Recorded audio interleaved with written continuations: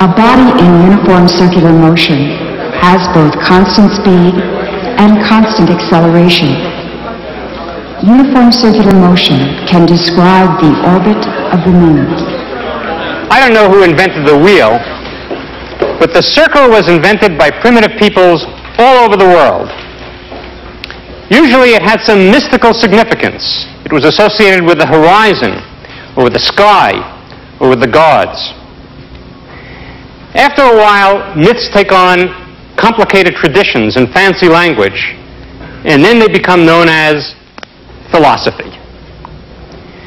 The Greeks, of course, were not mystics. They were philosophers. They saw circles in the sky just like everybody else, but to them, they represented not some myth of creation, but geometry. They imagined a universe filled with spheres turning on their axes so that the motions we saw seemed to us to be circular motions.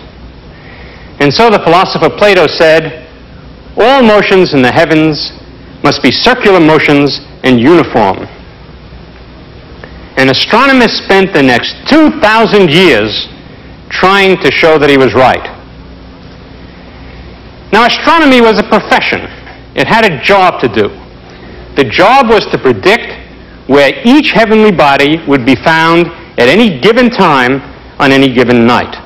These predictions were important because they were used for agriculture, for navigation, and above all in those days, for casting horoscopes. But in any case, anybody could look up at the sky and see if they were right. And remember, the ancients spent much more time looking at clear night skies than we do. So, using circular motions, they had to predict where things would be, and they had to be right. It wasn't easy. For the stars, it worked pretty well, because the stars seemed to move in circles around us. But there were other bodies up there, which the Greeks called planets, meaning wanderers. And for them, it didn't seem to work. For one thing, they didn't move across the sky at constant speed. For another thing, they didn't even move in the same direction across the sky. They would stop and turn around and go backwards sometimes. Furthermore, two of them, Mercury and Venus, always seemed to stay fairly close to the sun, whereas the others didn't. And finally, they didn't always have the same brightness, meaning they weren't always the same distance from the Earth.